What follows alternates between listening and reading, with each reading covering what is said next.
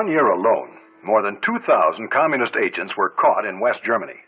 Between 1950 and 1960, more than 19,000 such agents confessed to espionage missions in that country. Let me show you something.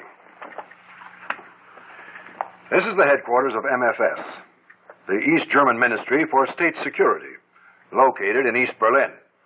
From here, the MFS controls a network of trained and well-equipped agents operating in West Germany and elsewhere. It is really masterminded by the Soviets, who use it to their advantage and take the best information which it controls. It has ample funds, modern espionage equipment, and highly experienced staff officers. It has 22,000 staff officers and hundreds of millions of dollars to spend, all for one purpose: to buy information that could compromise our nation's security. Now, this is only one of several communist intelligence agencies. In another Iron Curtain country, there's another agency, just as dedicated as the East German MFS, which carries on espionage against us.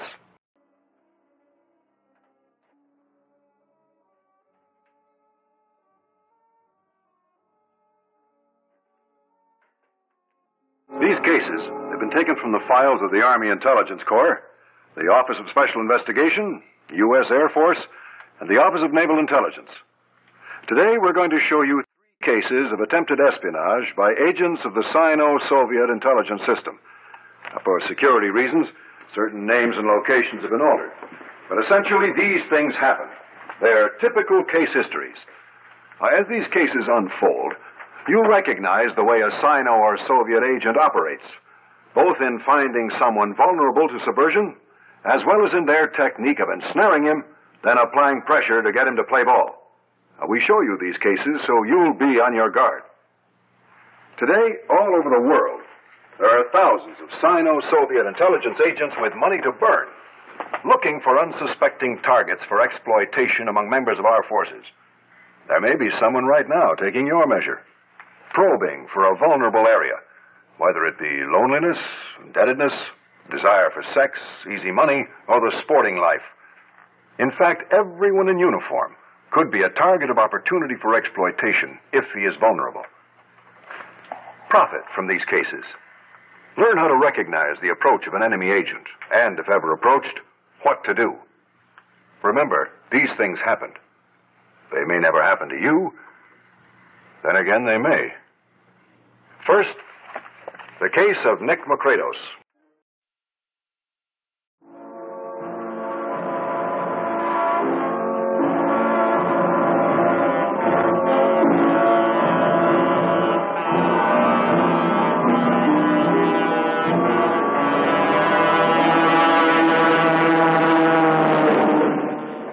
This man's name is Nick Macrados.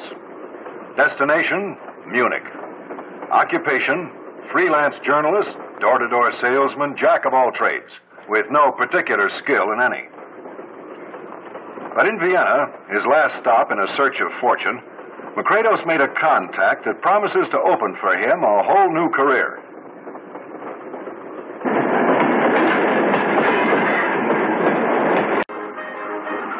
Arriving in Munich, Macrados, recruited in Vienna by a TASS representative, joined the ranks of the 16,000 communist agents operating in the Republic of West Germany. Weekends, American servicemen from Augsburg, where a contingent of the 7th Army was stationed, crowded the Schwabing district of Munich, looking for a good time. This became Macrados' stamping ground as he waited for his pigeons to show up. He had already made contact with PFC Templeton and Private Karras some time before. May I take care of that, fellows? Macrados had bided his time while Pete Karras found his new bar acquaintance a highly likable and sociable chap, quick to pick up the tab, promising to introduce him to girls, also coming from the same ethnical background as Pete's own family. Finally, at this meeting, Macrados sprang the trap. I want you to do me a little favor. Really, there is nothing to it. I want to write an article about the 7th Army for my newspaper back home. My country, you know, is very friendly to the United States. It's just routine stuff. I could get it by reading the Stars and Stripes from your own information officer, but it is too much trouble. So I am willing to pay you to save me from going all the way to Augsburg. PFC Templeton wasn't one to turn down a fast buck.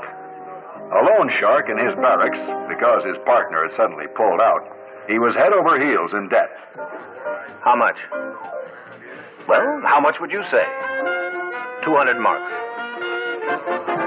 Okay, it is agreed. Hey, Pete? Now let's have another round. Roland! More drinks for my friends, if you will.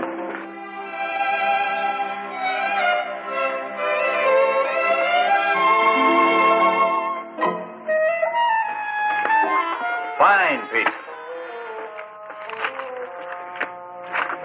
A small formality, Pete, if you'll just sign this receipt.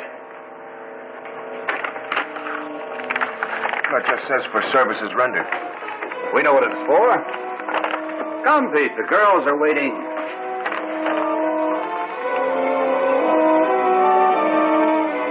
Pete Karras was hooked, though as yet he didn't know it.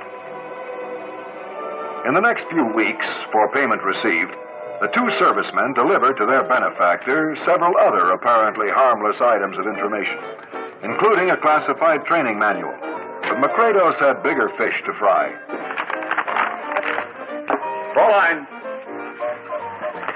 Drinks for my two friends, please. Here. Sir. Where is Pete? Bedroom.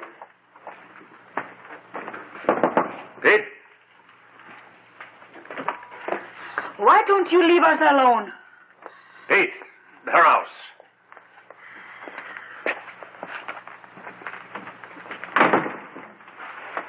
Pete, you must get me an M14 rifle.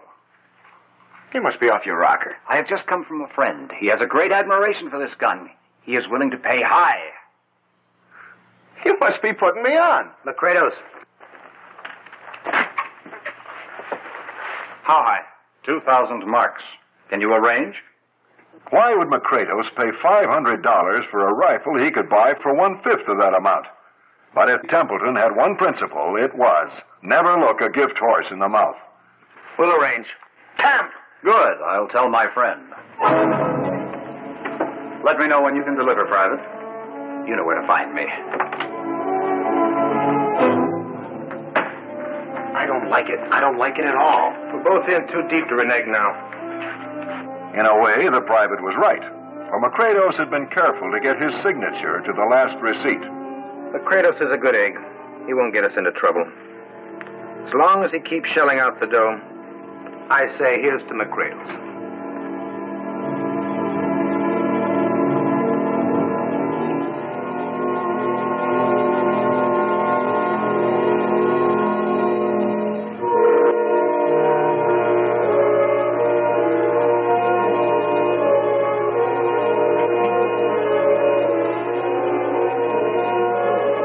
To pull the job, Templeton had recruited another member to the ring, a serviceman deep in hock to him.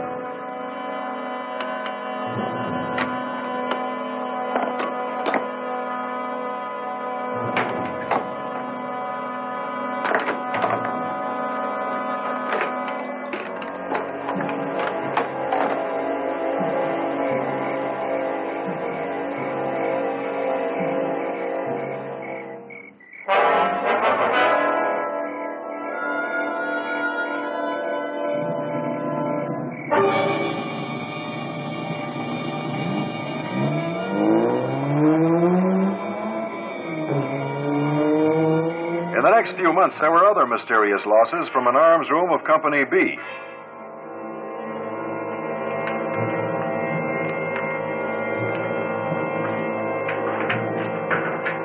All this by way of laying the groundwork for what the Soviet intelligence agent pulling the strings, the man behind Makredos, really wanted.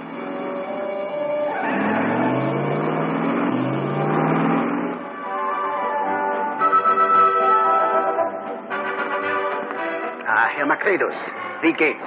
How is everything? Everything is fine. Won't you sit down? Herr Golos was one of a great number of Soviet intelligence agents who operate today under a legal cover. In his case, as a representative of the TASS International Newspaper Services. You are waiting for someone? Yes, I have two friends I must meet for lunch.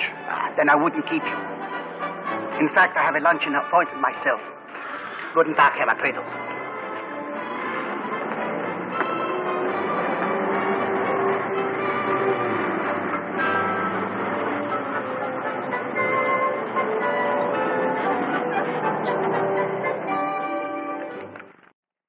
Holy mackerel. My friend is willing to pay high. Very, very high. It's impossible. There's sentries, fences. Be like trying to break into Fort Knox. How high, Makredos? $8,000. Enough to split many ways. I've had it. Sit down, Pete. Who do you think you are?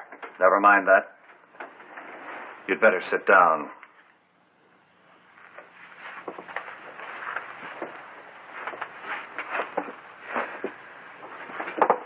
Pete, what would you say if your commanding officer were to receive a certain piece of paper with your signature? Pete, what he's saying is, we're hooked. And how? Give us time. It's a big job. Certainly. All the time you wish. In the next week, PFC Templeton cased the area where the special atomic weapon was stored.